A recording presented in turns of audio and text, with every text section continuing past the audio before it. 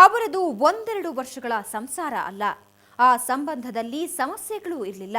ಎಲ್ಲವೂ ಸುಂದರವಾಗಿದ್ದ ಸಮಯದಲ್ಲಿ ಮೈಮರೆತವಳು ಗಂಡನ ಮನಸ್ಸನ್ನ ಅಳಿಯೋದ್ರಲ್ಲಿ ಹಿಂದುಳಿಲಿಲ್ಲ. ಗಂಡ ಗಡಿ ದಾಟಿದ ಎಲ್ಲ ಲಕ್ಷಣಗಳು ಆಕೆಗೆ ಕಾಣಿಸಿದವು. ಆದರೆ ಅವಳು ಸುಮ್ಮನಾಗಬೇಕಾದ ಅನಿವಾರ್ಯತೆ ಸೃಷ್ಟಿಯಾಗಿ ಹೋಗಿತ್ತು.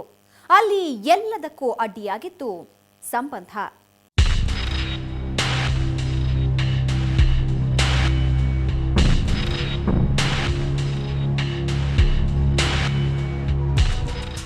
ಇವತ್ತು ಗಂಡ ಇಲ್ಲ, ಅವನು ಮಾಡಿಟ್ಟ ಸಾಲ ತೀರ್ಸೋದಕ್ಕಾಗ್ತಿಲ್ಲ ಅಂತ ಕಂಗಾಲಾಗಿ ಕೂತ ಜಯಂತಿಯನ್ನ ಕಂಡು ಮರುಗ್ತಾ ಇರೋರು ತಂದೆ ವೆಂಕಟೇಶ್ ಶೆಟ್ಟಿ ಅವರೊಂದೇ ಅಲ್ಲ, ಅವರ ಜೊತೆಗೆ ಈ ಯಜಮಾನರು ಕಣ್ಣೀರು ಹಾಕ್ತಾ ಇದ್ರು. ಇವರ ಹೆಸರು ಕಾಳಪ್ಪ. ಈತ ಜಯಂತಿಯ ಸಂಬಂಧಿ. ಆಕೆಯ ಗಂಡ ನವೀನ್ ಕುಮಾರನ ಮನೆಯವರಿಗೂ ರಿಲೇಷನ್ ಆಗಬೇಕು.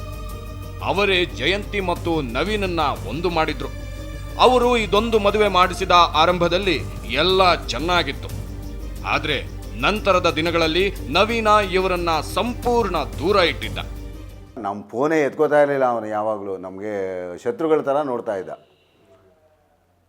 ನಮ್ಮನ್ನು ಶತ್ರುಗಳ ಥರ ನೋಡ್ತಾ ಇದ್ದ. ನಾವು ಅವರಿಗೆ ಏನೇ ಹೆಲ್ಪ್ ಮಾಡಿದ್ರು, ನಾವು ಒಂದು ಮಗು ಕೊಟ್ಟು ಕೆಲಸದಲ್ಲಿರೋಳನ್ನ ಕೊಟ್ಟು ನಮ್ಮ ಭಾವನ ಮನೆ ಒಳ್ಳೆಯದಾಗಲಿ, ನಮ್ಮ ಭಾವನ ಮನೆ ಚೆನ್ನಾಗಿರಲಿ ಅಂತ ನಾವು ಹೆಣ್ಣು ಕೊಡಿಸ್ದು. ಆದರೆ ಅವನು ಮಾಡಿದ್ದು ಈಗ ದ್ರೋಹ. ಮದುವೆ ಮಾಡಿಸೋದು ಎಷ್ಟು ದೊಡ್ಡ ರಿಸ್ಕು ಅನ್ನೋದು ಇವರಿಗೆ ಈಗ ಅರ್ಥ ಆಗಿರೋದಲ್ಲ. ಯಾವಾಗ ನವೀನ್ ಕುಮಾರ ದಾರಿ ಬಿಟ್ಟಿರೋ ವಿಷಯ ಬೆಳಕಿಗೆ ಬಂದಿತ್ತೋ ಆಗಲೇ ಅವರು ಯಾಕಾದ್ರೂ ಇವನಿಗೆ ನಾನು ಮದುವೆ ಮಾಡಿಸಿದ್ನಪ್ಪ ಅಂತ ಮರುಗಿದ್ರು. ಒಳ್ಳೆ ಹುಡುಗ, ಏನು ಅಭ್ಯಾಸ ಇರಲಿಲ್ಲ ಅವನಿಗೆ, ತುಂಬ ಒಳ್ಳೆಯವನಾಗೇ ಇದ್ದ. ಮಧ್ಯದಲ್ಲಿ ಇವನು ಯಾವ ರೀತಿ ಮಧ್ಯದಲ್ಲಿ ಒಂದು ಕಾರ್ಡ್ಸ್ ಆಡೋದು ಕಲ್ತ್ಕೊಬಿಟ್ಟು ಇವನು ಲಕ್ಷಾಂತರ ರೂಪಾಯಿ ಆ ಕಡೆ ಈ ಕಡೆ ಎಲ್ಲ ಸಾಲ ಮಾಡಿ ಪ್ರತಿಯೊಬ್ಬರು ಈಗಲೂ ದೇವನಹಳ್ಳಿಗೆ ಹೋದರೆ ನನಗೆ ಅಷ್ಟು 1 ಲಕ್ಷ ಕೊಡಬೇಕು, ನನಗೆ 3 ಲಕ್ಷ ಕೊಡಬೇಕು, ನನಗೆ 2 ಲಕ್ಷ ಕೊಡಬೇಕು. ಈಗ ದೇವನಹಳ್ಳಿಯವರಿಗೆ ಸ್ವಲ್ಪ ಜಮೀನು ದುಡ್ಡು ಬರ್ತದೆ. ಆ ಜಮೀನು ದುಡ್ಡು ಯಾರ್ಯಾರಿಗೆ ಬರ್ತದೆ ಅಂತ ನೋಡ್ಕೊಂಡಿರೋದು, ಅವ್ರ ಹತ್ರ ಹೋಗಿ ಡೀಲ್ ಮಾಡೋದು, ಬರೀ ಇದೇ ಕೆಲಸ ಇವಂದು. ಡ್ರಿಂಕ್ಸ್ ಮಾಡೋದು, ಕಾರ್ಡ್ಸ್ ಆಡೋದು, ಈ ಸುಳ್ಳೆತನ ಮಾಡೋದು, ಇದೆಲ್ಲ ಅವನಲ್ಲಿ ಇತ್ತು. ಈಗ ಈ ನಡುವೆ ನಾವು ನೋಡಿದಾಗ ಅದೆಲ್ಲ ಭಾಳ ಸಂಪೂರ್ಣವಾಗಿತ್ತು. ಇಂಥದ್ದೆಲ್ಲ ಏನೇ ಇದ್ರೂ ತೀರಾ ಕಟ್ಕೊಂಡವಳಿಗೆ ಬಾಯಿ ಹೇಳಿ ಇನ್ನೊಬ್ಬ ಹುಡುಗಿಯ ಜೊತೆ ಓಡೋಗಬಹುದು ಅಂತ ಇವರು ಯಾರೂ ಅಂದ್ಕೊಂಡಿರಲಿಲ್ಲ. ಆದ್ರೆ ಜಯಂತಿಯ ಸಂಸಾರದಲ್ಲಿ ಬಿರುಗಾಳಿ ಎದ್ದಿರೋದು ಈ ಮೊದಲೇ ಎಲ್ಲರ ಗಮನಕ್ಕೂ ಬಂದಿತ್ತು.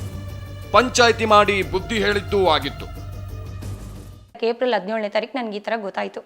ಆವಾಗ ನಾನೇನು ಮಾಡಿದೆ, ದೊಡ್ಡವ್ರನ್ನೆಲ್ಲ ಕರೆಸ್ದೆ, ನಮ್ಮ ತಂದೆ ತಾಯಿನ ಕರೆಸ್ದೆ, ಎಲ್ಲರನ್ನೂ ಕರೆಸ್ದೆ. ಫಸ್ಟು ಒಂದು ಸಾರಿ ಈ ಥರ ಮೆಸೇಜಸ್ ಅಂತ ಗೊತ್ತಾದಾಗೇ ನಾನು ಮನೆ ಬಿಟ್ಟು ಹೊಟ್ಟೋಗ್ತೀನಿ, ನೀನು ಈ ಥರ ಅಂದರೆ ಮಾತ್ರ ನಾನು ಇರಲ್ಲ ನನ್ನ ಮನೆಯಲ್ಲಿ ಅಂತ ಅಂದಾಗ ಎಲ್ಲ ಭಾಷೆ ಪ್ರಮಾಣ ಎಲ್ಲ ಮಾಡಿದ್ರು, ಎಲ್ಲರ ಮುಂದೆ ಹೇಳಿದ್ರು, ಎಲ್ಲ ಇದು ಮಾಡಿದ್ರು. ಆಮೇಲೆ ಒಂದು ಸಾರಿ ಯಾವಾಗ ಏಪ್ರಿಲ್ 17 ನನಗೆ ಗೊತ್ತಾದಾಗ ಅವರು ದೊಡ್ಡವ್ರನ್ನೆಲ್ಲ ಕರೆಸಿ ಕುಂಡ್ರಿಸಿ ಎಲ್ಲ ಮಾತಾಡಿದ್ರು. ಈ ಕಡೆ ಜನಾರ್ದನ ಮತ್ತು ಇನ್ಯಾರು ಇಲ್ಲಿ ದೊಡ್ಡವರು ಇದ್ದಾರೆ, ಗಣೇಶ್ ಬಾಬು, ರವಿ ಮತ್ತು ಇನ್ನು ಅವ್ರ ಅಪ್ಪ ಅಮ್ಮ, ಹುಡುಗಿಯವ್ರ ಅಪ್ಪ, ಅವ್ರ ಚಿಕ್ಕಪ್ಪ, ಅವ್ರ ಅಣ್ಣ ಎಲ್ಲರೂ ಬಂದರು, ಎಲ್ಲ ಹೇಳಿದ್ರು. ಆಯಿತು ಅಂತ, ನ್ಯಾಯ ಆಯಿತು, ನಾನು ನಾಳೆಗೆಲ್ಲ ತಿಳಿಸ್ತೀನಿ ಅಂತೆಲ್ಲ ಅಂದರು. ಆಮೇಲೆ ಅವರು 3 ದಿವಸ ಮನೆಗೆ ಬರಲಿಲ್ಲ ನನ್ನ ಗಂಡ. ಅದೆಲ್ಲಿ ಹೋಗಿದ್ನೋ ಏನೋ ಯಾರೂ ಕೇಳಲಿಲ್ಲ. ಯಾಕಂದ್ರೆ ವಾಪಸ್ ಬಂದವನು ಬದಲಾದವನ ಹಾಗೆ ಆಕ್ಟ್ ಮಾಡಿದ್ದ, ಹೆಂಡತಿ ಜೊತೆ ಚೆನ್ನಾಗೇ ಇದ್ದ. ಸಂಬಂಧ ಇತ್ತು, ಆದರೆ ನನಗೆ ಗೊತ್ತಿಲ್ಲದಂಗೆ ಈ ಥರ ಮಾಡಿರೋದು. ಅಂದರೆ ಹೆಂಡತಿ ಹತ್ರ ಚೆನ್ನಾಗೇ ಇದ್ಕೊಂಡು ಒಳಗೊಳಗಡೆ ಮಾಡಿರೋದು. ಬೆನ್ನಿಂದ ಚೂರು ಯಾಕೆ ಕೆಲಸ ಇದು ಏನು ಗೊತ್ತಾ, ಕೆಲಸಕ್ಕೆ ಹೋಗ್ತಾ ಇರಲಿಲ್ಲ, ನಾನು ಕೆಲಸಕ್ಕೆ ಹೋಗ್ತಾ ಇದ್ದೆ. ಮನೆ ಕಡೆ ಮೇಂಟೆನೆನ್ಸ್ ಮಾಡೋಕ್ಕಾದ್ರೂ ನಾನು ಬೇಕಲ್ಲ, ಹಂಗಾಗಿ ಚೆನ್ನಾಗಿರೋಂಗೆ ನಾಟಕ ಆಡಿರೋದು. ಆ ನಾಟಕ ಇವತ್ತು ನಿನ್ನೆ ಶುರುವಾಗಿರೋದಲ್ಲ.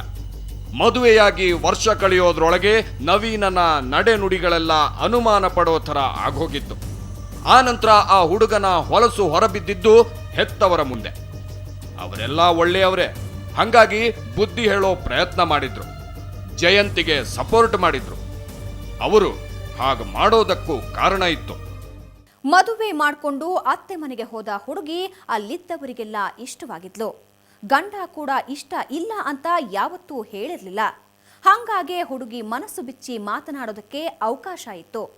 ಅಷ್ಟಾದರೂ ಪತಿ ಪರಾರಿಯಾಗೋದನ್ನ ತಪ್ಪಿಸೋದಕ್ಕೆ ಅವಳಿಂದ ಸಾಧ್ಯವಾಗಲಿಲ್ಲ. ಅದಕ್ಕೆ ಕಾರಣ ಏನು? ನವೀನನ ಜೊತೆ ಹೋದ ಹುಡುಗಿ ಯಾರು?